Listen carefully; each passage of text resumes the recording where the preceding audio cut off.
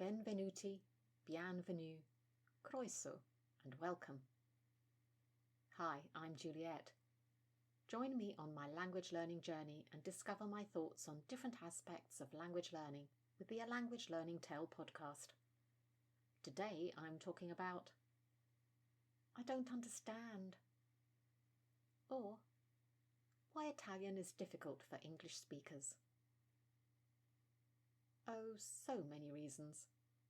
Let's talk about a few today, and next week we can talk about why it can also be easy in some ways. The mere fact that Italian has genders for nouns is a big stumbling block for many native English speakers, especially if they haven't learned a Romance language before. And even if you have learned a Romance language before, you'll find the rules aren't the same. Yes, an O ending is masculine and an A ending is female, usually. But there's the thorny issue of I endings and E endings.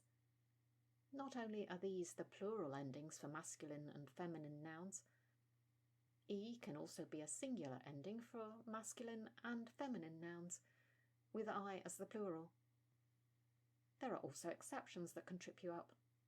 Some nouns, like mano, which means hand, and ends in an O, are feminine, and others, like problema, which ends in an A, and yes, it means problem, is actually masculine. I could go on, but that's probably enough on genders.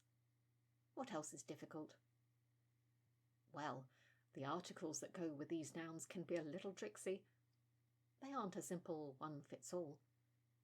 You have the regular definite article forms, il and i, for masculine singular and plural, and la and lei for feminine. But if a masculine plural noun begins with a vowel, it becomes gli.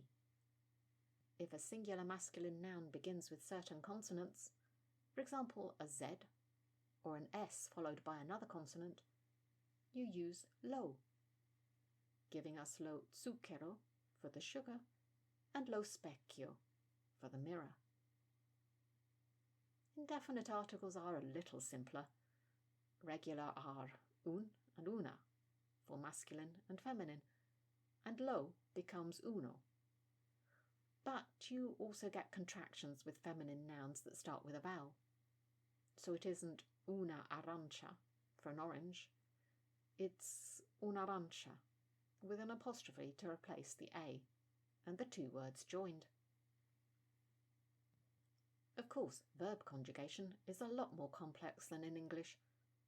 There are different endings in all tenses for the different points of view.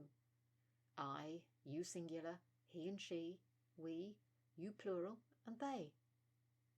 And, like other Romance languages, there is a formal and an informal you, where the third person, he or she, is used for you, or sometimes also the plural you form.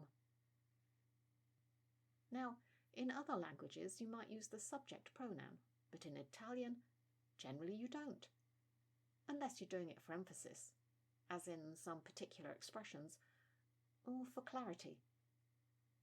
The only times it isn't always clear is when you're using he and she, or in some cases, in the subjunctive. Then you might want to add the subject pronoun. But surprisingly, when reading, it's generally clear without this. As for the actual verbs, there are 3 regular form patterns for ERE, IRE and ARE verbs. But there are plenty of exceptions that don't follow the rules. The 2 most common being the verbs that are used most often, because they're also the auxiliary verbs in compound tenses. That's essere, to be, and avere, to have. But let's talk about stress first. No, not the stress of learning a language. The stress on words. In English, the stress is all over the place. And I discovered the other day that sometimes we have double stress in words, which I'd never thought about before. But enough of that. Stress in Italian has rules. The basic rule is that there is stress on the second to last syllable, But oh my, are there a lot of exceptions to this. First, there are the simple exceptions where there's an accent. This is often at the end of a word, to ensure that the last letter is stressed. These are mainly grave accents, but there is also an acute accent. These also affect pronunciation in other ways. However, some words are pronounced with the stress elsewhere without any visual indication that it's different. You just have to get used to those. When it comes to verbs, though, it gets even more complicated. For infinitives, the stress might be on the first vowel of the IRE, ERE, ARE, but it also can be on the third to last syllable in many cases. And the stress of the syllables in the different tenses gets even more complicated. Far too complicated for this rundown. Use of tenses is another issue, because it isn't always obvious to an English speaker which tense to use, because what we might consider one tense in our language is something a little different in Italian. Plus, deciding whether to conjugate with essere or avere as the auxiliary is another minefield. Or memory exercise, whichever you prefer. And then you get into pronouns and agreements, and it gets even more complicated. There's no way around this other than just learning what does what and where. Yeah, pronouns. And joining pronouns together, and where to put them when you have multiple verbs, and possessive pronouns, and whether or not to use the definite article and a possessive pronoun, or just the article, or just the possessive pronoun. Prepositions: di, da, a, in, con, su, per, tra, fra can also be a thorny issue, because you can have different prepositions after the same verb, depending on how you're using it, and how you use it doesn't always correspond to the English version. And some of them join up with the article when the two are next to each other. Okay, that's enough. Learning Italian can be difficult, but that's true of any language, and it's not all difficult. There are things that make it easy too. That's for next week. That's all for today's episode.